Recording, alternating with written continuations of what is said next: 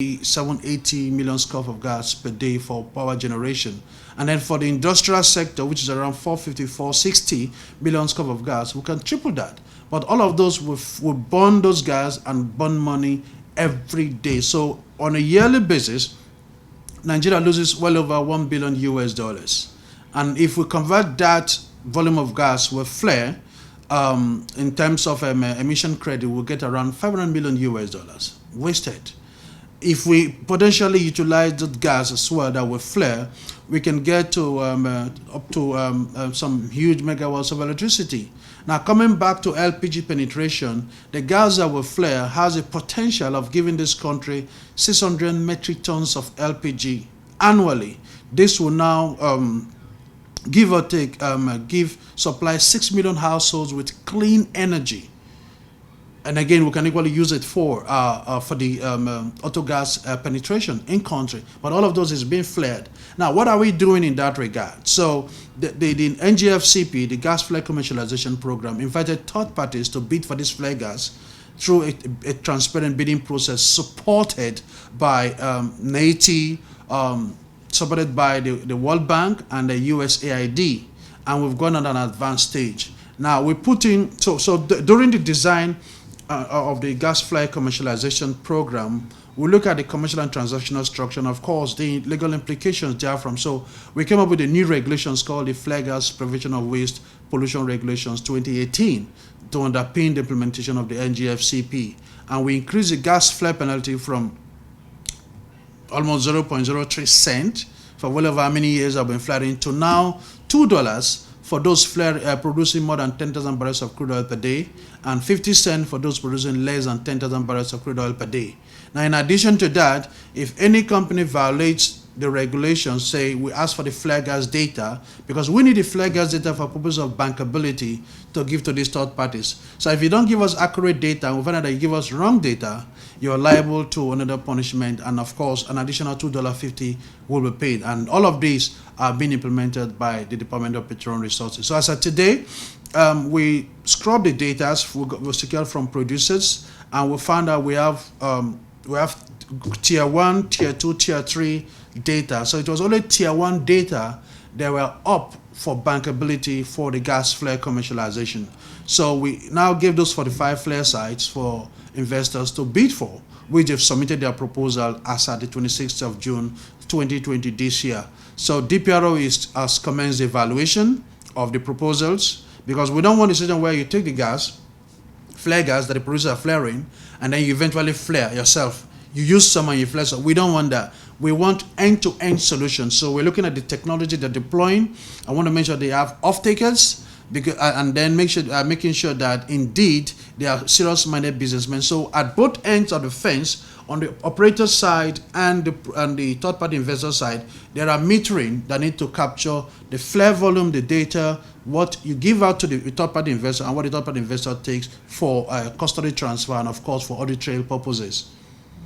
Okay. Thank you. So still talking about collaboration, what is the level of collaboration between IOCs, International Oil Companies, and the NGA, Nigerian Gas Association, in trying to discover more gas and to build more gas infrastructure for the benefit of Nigerians? Okay, the collaboration with industry has been very, very good, in my opinion. I'm seeing what I say, I'm sitting where I sit, because at each engagement, the Honourable Minister of State, His Excellency Chief Team Principal, has with the IOCs and of course the likes of the Nigerian Gas Association and the Nigerian Liquefied Petroleum Gas Association and the OPTS, and of course the independent arm of the operators in the country. His message to them is, gentlemen, and I have my key 9 mandate deliverable areas that handed over to me by Mr. President, one of which is exploration and production within the basin, and that means we want oil and we want gas. I mean, renewable enthusiasts will say we don't need to go crude oil anymore, but we tell them that you cannot go out of oil and gas without going out of oil and gas. I'll explain what I mean. It is the oil and gas, it is the crude oil that we need to get to your equipment for your renewables. So as a country, we need every form of energy. And now, so in his wisdom, the Honourable Minister said, okay, To make the renewable energy enthusiasts happy, he's declaring this year 2020 as the year of gas, because gas is the closest ally to renewables. Because renewables can only give you 20 to 30, 40% of energy. So where do you get the remaining 60% that the people need? It's gas. So that's what the Honourable Minister said.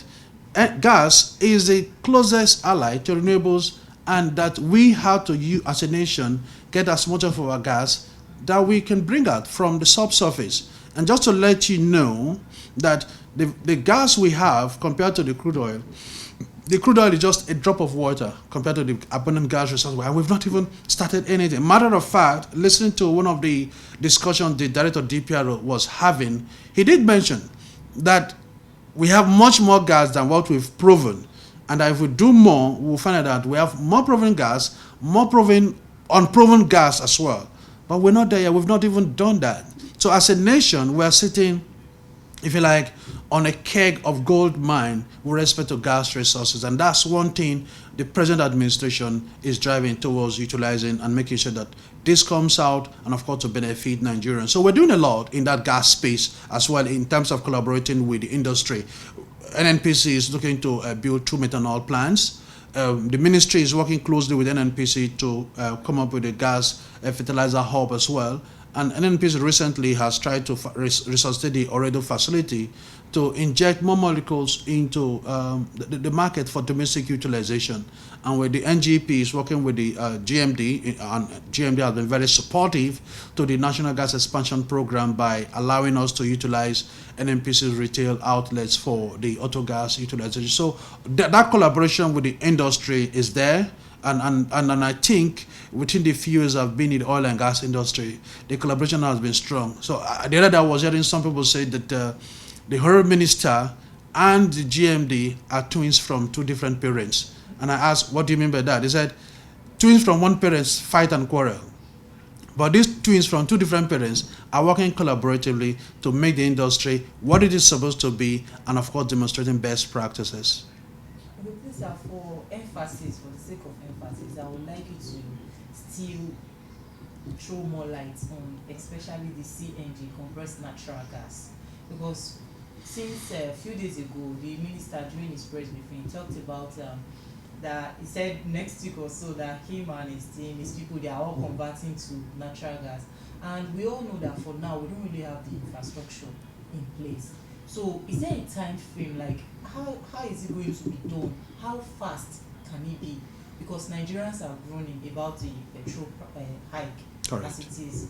So how soon, like, for emphasis? Okay, thank you.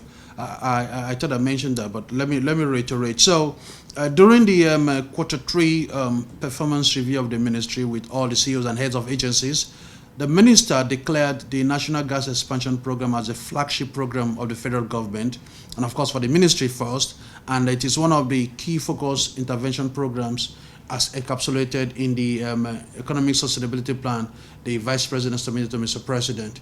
Now, what does this mean? We know that there is infrastructure deficit with respect to the utilization of auto gas for vehicles. Conversion kits, we don't readily have them in country 100%, but we've had a database of investors, companies that have these conversion kits in country, and that can do this conversion within. So for a typical vehicle, conversion takes around 4.5 to 5 hours, and then you need 2 hours to do a test run and then get verification and approval from VIOs, vehicle inspection offices. Now, the minister now said, okay, we know that these are the issues we have, so let's gather as much as the stakeholder, like the MOMAN, the DAPMAN, the NLNG, LPG associations, including the Nigerian Gas Association, to say, how can we get these equipments in country so that for anybody that wants to convert his or her vehicle, the right place is there for them to do this. So we're starting with NNPC retail outlets. So there are select vendors we've identified that are going to collocate the auto gas. So like I said, auto gas is LPG, CNG, and LNG in these NNPC owned fuel stations, and they will have conversion bays in those stations. So anybody that wants to convert his or her car across the 6 geopolitical zones, we've identified 10 stations across the 6 geopolitical zones, including Abuja and close by Lokoja here. So if you drive in there, you say you want to convert your car, it takes you just 7 hours. They'll do the conversion, and then there is a fuel station there for you to get your fuel, the auto gas for utilization. Now, the second bit is that other investors in that space, in that downstream sector, are equally falling in line with our aspiration, and they've agreed that they will convert the likes of NIPCO and some other companies are agreeing to do the same thing. And what that means is that they're seeing that by the time gas is seen as a cheaper fuel, people want to say, I'm going to convert my vehicle. So if they don't begin to do the co-location, then they will run out of business because nobody will come to their fuel stations. And we've had these meetings with them several times, not once, not twice. And the chairman of the National Gas Expansion Program, Dr. Mohammed M. Ibrahim, has clearly stated that, look, we don't want people to be out of business. So ahead of time, support us to have these conversion kits in your maintenance shops at your fuel stations. And of course, do the co-location. Anything. One of their challenge, of course, had to do with some regulatory approvals and permit, which the minister has said it will be handled and sorted out. So the minister, at that performance review, like you asked, said, not just saying it, he's handing over his vehicles to us to convert to be on dual fuel, which he's going to launch hopefully in Q4 this year by him and Mr. President. And then by then, the select NNPC stations will be ready for the dual fuel and for the conversion. We've had expression of interest from several companies that we're looking at. So there is a proposal evaluation committee under the National Gas Expansion Program, jointly working with NNPC Retail, to evaluate all the expression of interest that have come in from these companies that want to co-locate autogas in NNPC and other fuel stations, plus the conversion centers. Now, one thing that people will worry about is the conversion because they say it's expensive. But the NGP is working on the modalities where you just walk into a fuel station, you get your vehicle converted. So at each time you buy auto gas, it is automatically deducted. Now, the question will be, what if I did my conversion here and I travel my car to Lagos? That is a system we're going to configure. So the issue will come that some people will say, okay, my vehicle is too expensive. We've come up with a model so when you walk into a conversion center, you now convert your vehicle, we get all your particulars, and then each time you buy the auto gas in any co-located fuel stations, you're automatically paying for the conversion key. So in the long run, it saves you 40% cost saving. Your vehicle will have double the life of its use. You won't have issues about benzene and lead in your car. It will save you of how much each time, for how long, so much time you go to the mechanic to do maintenance. All of this would not be there anymore. And in terms of starting the vehicle now, so you don't have any dripping of petrol products from your tank and all the rest. Now, you and I know that there are people that steal PMS from vehicles, right? You can't steal gas from a car. So your gas is secure. There's no way, no technology to steal a gas from a tank, from a vehicle. So all of these are what we're working towards. So now if you convert your car here in Abuja and you travel to Lagos, the question is, how will you get your money back? There is a software we will configure with your car. So each time you go to any fuel station to buy auto gas and fill your car, the man that did the conversion gets an alert, gets some money on top. And one thing we want to tell Nigerians, like the Honourable Minister would say, there was a time in this country when the federal government wanted to sell Nitel. People were opposed to it, so no, leave it the way it is. But the federal government came up with an alternative, GSM, which at some way was expensive, right? But when it became very, very cheap, everybody was having it. I don't think anybody knew when Nitel was privatized. So that's where we're going. And ours is going to be so fast and rapid because we want to cushion the effect of the price of PMS on Nigerians by them having an alternative auto gas to use. And we're starting with ourselves.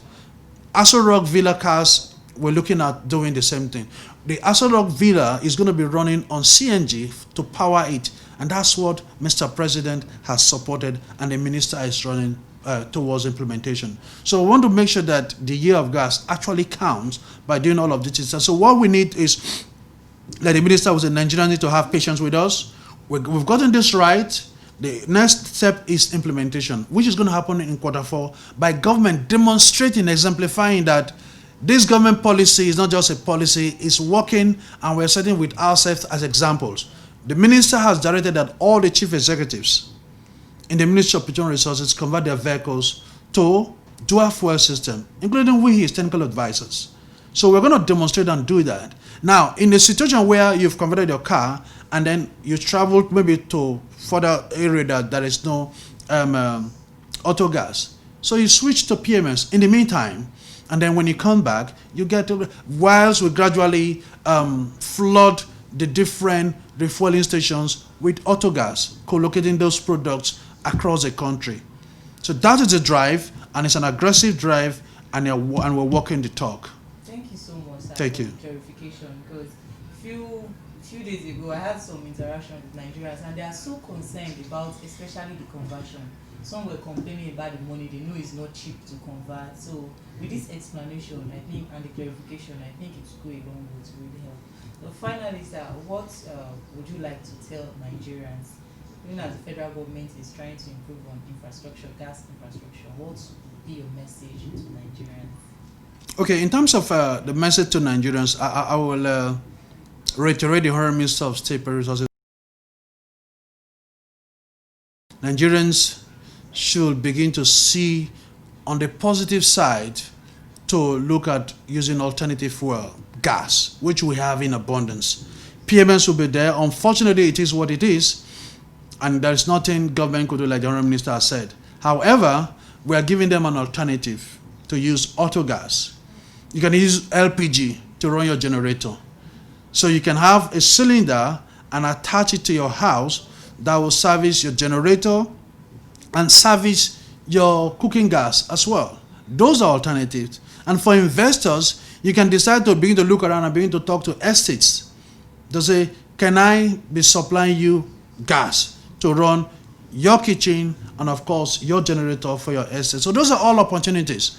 There is a lot of employment that will be coming. So when we did the diagnostics of the job analysis that we will have, we're looking to having close to 12 million jobs within the gas space, and that's a lot. And so what the minister will say is that whilst it's going to be a bit painful with the PMS, we're going to create jobs with gas, and we're going to cushion the impact of PMS by making sure that these infrastructures are going to be in place within the short possible time. Not 100%, it's going to be gradual, it's going to be in phases. And we will do that, and then Nigerians will begin to have some form of relief in that regard. Thank you very much. Thanks to you too. So much. Thank you. Thank you, sir. Thank you, my brother.